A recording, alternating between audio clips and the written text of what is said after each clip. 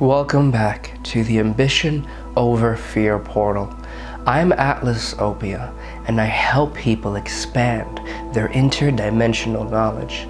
In today's video, I'm going to be discussing how to bring the power of your soul into the body and why your emotions are the key into spiritual integration.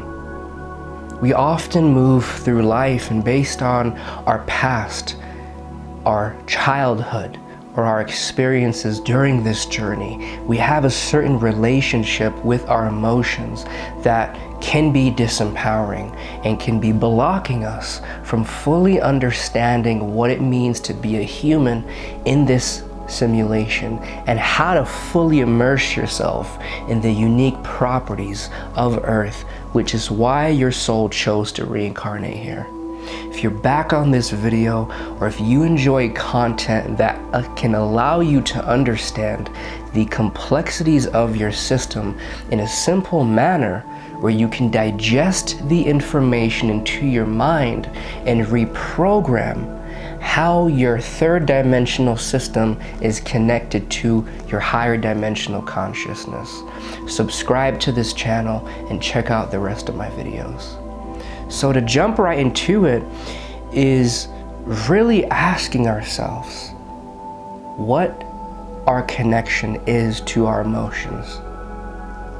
And a lot of people will find themselves in a place where you're wondering what the purpose of an emotion is. And we're all connected to our empowering emotions. We want to feel happiness and joy and pleasure and ecstasy and excitement. But then we can look at our other side of the spectrum and we start to wonder, what is the purpose of anxiety and depression and anger and resentment, jealousy, all these emotions? And to really elaborate on that is allowing ourselves to go beyond the idea of trying to be high vibe, trying to be a certain person or think a certain way or be in a certain mode. Because oftentimes when we expand our consciousness, there is a part of our subconscious mind that is doing so to avoid pain, to make us more powerful against our disempowering emotions. It is another way of running from what is inside of us. So make sure that when you're growing and you're going into personal development and expanding your consciousness, you examine the part of you that is growing because you don't accept who you've been in the past or what you've gone through, or the parts in your system that you're not really accepting. That's one. Because when we're moving from that level of resentment, we cannot see something in its purest form. So an emotion itself is a unique form of consciousness. It is like going to a zoo and seeing the different animals in all their unique ecosystems. We all have no problem going and observing the majestic beauty of the lions and tigers and bears and these animals that can be more predatorial. So can we apply that same level of exploration that we would have at a zoo to our own internal world? Can we look at our shadow emotions with the same curiosity that we do the world when we ask ourselves why we are feeling these emotions and we wonder the purpose of our pain and our sorrow and our adversity? Can we look at these things as a unique part of our story that all play their own purpose? An emotion is a cause and effect. We have an experience and we relate to the experience in a certain way. And then we have a emotional attachment to that experience, which is allowing our soul to create a connection to something that is happening in this third dimensional simulation. Because if you really think about it, our souls are formless. We go and shoot our consciousness into a body in the third dimension that we have no connection to at the beginning. Then we're moving through the world at a young age, and we're getting information from different stimuli from our five senses. And then we create a connection to the body based on allowing ourselves to feel an emotion. We create an association to the experience because we have an emotional reaction to it. And when you're moving through stages of awakening and ascension, emotions truly allow you to come back in the body itself. They allow you to experience the energy in your consciousness and your imagination in the container that your soul is in this moment during this reincarnation. But oftentimes we're so caught up in the masculine energy, which is action, structure, and really allowing ourselves to see the world through what does this do for me and how is it going to get me ahead, because the divine masculine energy is powerful. It really can allow us to decide how we're going to experience our time on earth. When we have desires that we would like to experience in this body, on this planet, we create a timeline, a parallel reality, a version of ourselves that we want to embody, where there is a story of who we can be based on all the things we enjoy and want to experience. And when we can feel into that story and live through it and realize that there is no creating, only aligning, so you can just align with a different version of life, you're deciding you want this, and you're going to create a collection of habits and actions and send energy into the world based on what you would like to experience. But then there is the feminine, which is more receptive. The masculine goes out, the feminine goes in. Once you've decided that you would like to create a life that has your desires, and you know in your imagination that there is a version of life where all your manifestations have occurred, and you can feel the emotion of that timeline. What allows you to move from one paradigm into another, the old version of you into the new version of you, is letting go long enough so you can detach from the beliefs you have about yourself and the world from that old version of you. And you move into a place of freedom where you can feel like you don't know who you are or where you're going, and your mind and your body really want definitive answers because they're trying to protect you. So when you're in that 0 point, your mind and body will feel a little bit off, but then you remind yourself that you're moving into your soul, which is you not needing to be anything or do anything. You're just experiencing what the universe has to offer as it's coming through to you. That receptivity is the feminine. That is what allows you to move from one pattern of energy into another, is being receptive to the unknown, because your mind is programmed based on the past and your body has imprinted the information that you've already experienced through certain types of energy throughout your life. So that moment when you can move is when you'll be able to find more success in your transitions of what you want to create. But the emotion,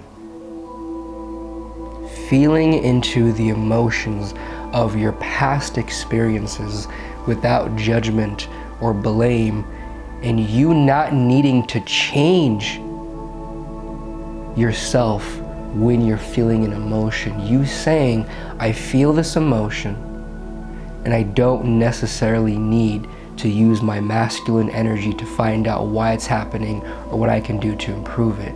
To just sit and bathe in the frequency of an emotion that came up because there was a cause and effect of what you have experienced during your life. So by you awakening to your soul, honoring your body is truly feeling the emotions of the experiences you've gone through that may be unsettling. Because emotion is energy in motion. When you went through that experience, the information got stored in your body based on the emotional reaction you've had. And even if you may not have had a conscious reaction, there was a subconscious connection to what was going on in response to that happening. Now, to move through those experiences, you do have to understand what the lesson is and how this experience is a projection of something inside of you. True. But at the same time, once you get through that masculine activation, then goes your feminine activation, which is just allowing yourself to feel the emotion of the experiences that you've gone through in your life without needing to pick it or dissect it or analyze it. Emotions is how you bring energy in your higher dimensional consciousness, which is of the 5th dimension or higher, into the body. That is how you manifest, and I'm sure you've heard of that. It is because your thoughts, when you are thinking outside of your current identity or paradigm or story, is you navigating your consciousness beyond the body and the subconscious mind. You're moving into freedom with your imagination, and you can see a version of reality where a part of you is healed or you achieve something, and you can feel the effects of that experience through the emotions that would come with it. But to really move that from your imagination in that dimension into the body where you can experience it fully in physical matter is by feeling the emotion, the empowering and disempowering emotions of the timeline you're wanting to move into. How would you feel after accomplishing all the things you want done? And then what are the disempowering emotions that would come with it? You know, it's feeling the totality of the timeline you're moving into and seeing an emotion as an opportunity for you to awaken your soul in this body by not needing to always be in a positive, high vibe state.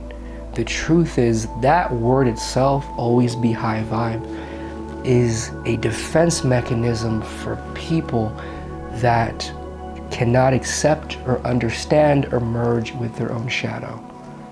And in a result, they're always chasing high vibe things or only empowering emotions or experiences, and they can't see that when you're only chasing one half of the category of energy, you're avoiding the other half of energy in your system, in the universe.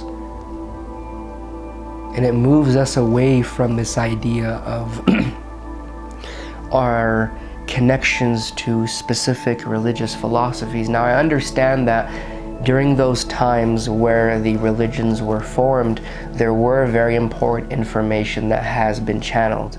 And if you resonate with them, all power to you.